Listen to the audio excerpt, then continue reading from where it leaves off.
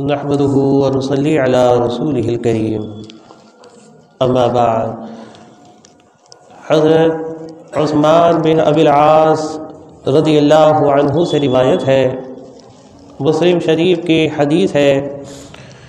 کہ وہ عرض کرتے ہیں رسول اللہ صلی اللہ علیہ وسلم کی خدمت میں کہ اے اللہ کے رسول صلی اللہ علیہ وسلم کہ میری نماز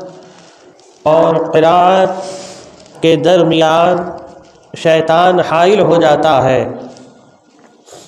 یعنی شبہ پیدا کرتا ہے، وسوسہ پیدا کرتا ہے کہ میں نے یہ تلاوت کی ہے یا نہیں کی ہے، یہ رکعت ادا کری ہے یا نہیں کری ہے۔ اس طرح کے شبہات شیطان پیدا کرتا ہے۔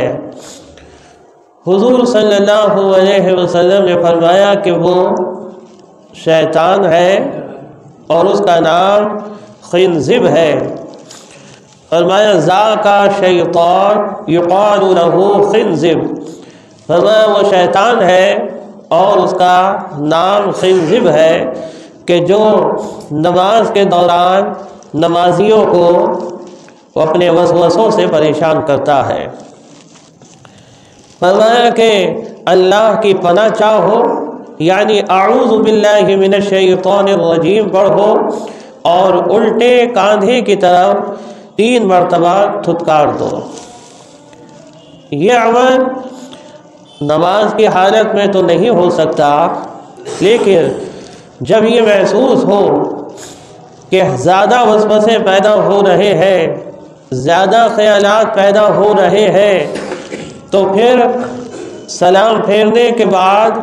جو باقی نماز آگے پڑھنا ہے، کچھ سنتیں پڑھنا ہے یا نوافل پڑھنا ہے، الغرض سلام پھیرنے کے بعد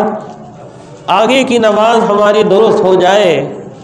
اسے محفوظ کرنے کے لیے الٹے کاندھے کی طرف اعوذ باللہ من الشیطان الرجیم پڑھ کر تھتکار دے۔ فرمایا حضور نے کہ اس سے شیطان کو تذلیل پہنچتی ہے، یعنی ذلت پہنچتی ہے، رسوائی اس کی ہوتی ہے، اور اس طریقے سے وہ بھاگتا ہے، اور ساتھ میں اعوذ باللہ من الشیطان الرجیم کا جو اثر ہوتا ہے کہ اس میں اللہ کی خاص اسے پناہ حاصل ہو جاتی ہے۔ اعوذ باللہ من الشیطان الرجیم، میں پناہ مانگتا ہوں اللہ کی شیطان مردود سے۔ تو جب بندہ اللہ کی پناہ مانگے گا، اللہ تعالیٰ سے حفاظت طلب کرے گا، تو اللہ اسے عطا فرمائے گا اپنی حفاظت۔ اور یہ بات پختگی کے ساتھ کہی جا سکتی ہے، اور اس میں کوئی دو رائے نہیں ہے کہ اگر شیطان کے حملوں سے کوئی ذات بچانے والی ہے، کوئی ذات اگر انسان کو بچا سکتی ہے تو وہ ذات ہے اللہ جل شانہ عمن والہ کی، کوئی نہیں بچا سکتا۔ نہ کسی کا منصب کام آئے گا وہاں، نہ اس کا علم کام آئے گا وہاں، نہ اس کی عقل کام آئے گی وہاں۔ بڑے بڑے عقل والوں کی عقل ماری جاتی ہے، بڑے بڑے علم والوں کا علم ایسے ہی رہ جاتا ہے، اور شیطان اپنا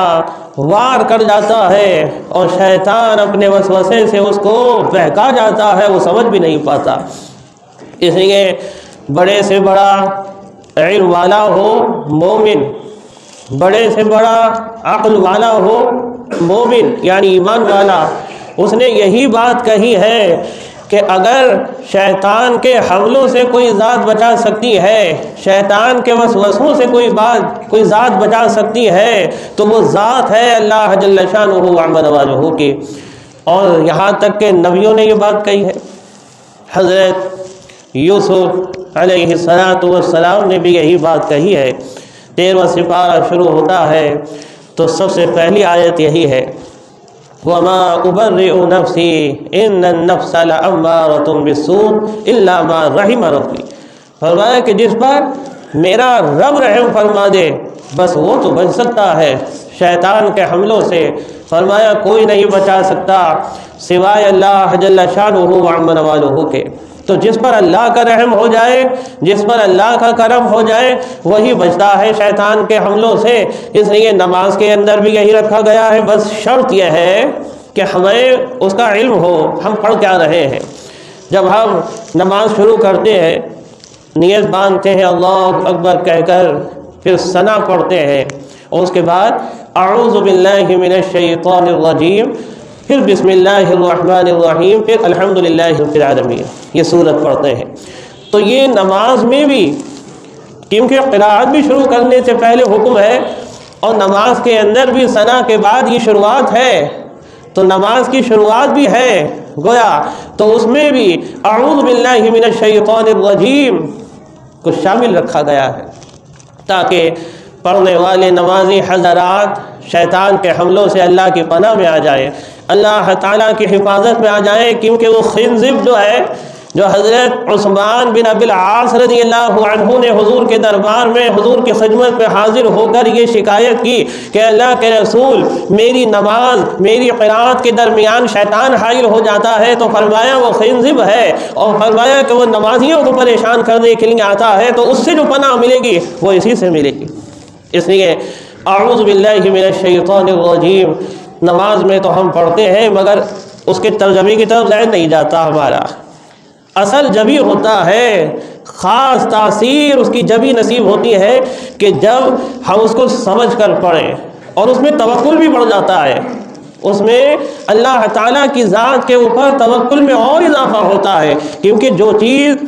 ہم سمجھ کے پڑھ رہے ہیں، ہم سمجھتے ہوئے جا رہے ہیں، اس کا ایک لطافت اور اس کی تاثیر ہی الگ ہوتی ہے، اس کا ایک مزہ ہی الگ ہوگا کہ ہم نے پڑھا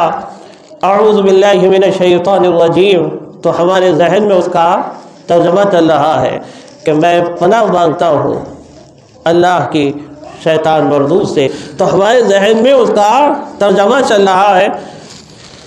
اور جس کے ذہن میں یہ چیز نہیں ہے تو اسے اتنا تو معلوم ہے یہ اللہ کا کلام ہے، مگر یہ نہیں معلوم کہ کہاں اللہ سے پناہ مانگی گئی ہے، کہاں پر شیطان سے حفاظت مانگی گئی ہے حملوں سے، یہ اسے نہیں معلوم ہے۔ کس آیت کا کیا ترجمہ ہے جو نماز کے اندر ہے؟ ویسے تو یہ علماء کا میدان ہے، علم والوں کا میدان ہے کہ وہ قرآن پاک کی تفسیر سے واقف ہو، احادیث سے واقف ہو، لیکن اتنا علم حاصل کرنا ہر مسلمان مرد و عورت کے اوپر فرض ہے، لازمی اور ضروری ہے کہ جس سے اس کی نماز درست ہو جائے، جس سے اس کا دین سمجھ جائے، جس سے اس کی پاکی سمجھ جائے، اسے یہ معلوم ہو جائے کہ یہ پاکی اس انداز سے ہے، یہ ناپاکی ہے، اسے فرق محسوس ہو جائے پاکی اور ناپاکی کے درمیان، اسے یہ محسوس ہونے لگے، اس کا شعور ہو جائے، اس کا علم ہو جائے کہ یہ صحیح ہے شریعت کے مطابق، یہ غلط ہے نماز کی حالت میں، روزے کی حالت میں، اسے معلوم ہو جائے۔ اتنا علم حاصل کرنا ضروری ہے تاکہ معلوم تو ہو جائے اللہ اکبر کا کیا ترجمہ ہے۔ ہم کتنی مرتبہ نماز میں کہتے ہیں اللہ اکبر اللہ اکبر، مگر ہمیں علم نہیں ہے کہ اللہ اکبر کا مطلب ہے اللہ سب سے بڑا ہے، لا الہ الا اللہ محمد رسول اللہ۔ ہمیں اس کا ترجمہ نہیں معلوم، جو کہ یہ بنیاد ہے اسلام کی، یہ آسمان و زمین کے خزانوں کی کنجی ہے، یہ مدار ہے ایمان کا، ہمیں اس کا ترجمہ نہیں معلوم کہ اللہ کے سوا کوئی معبود نہیں، اور حضور صلی اللہ علیہ وسلم اللہ کے رسول ہیں۔ یہ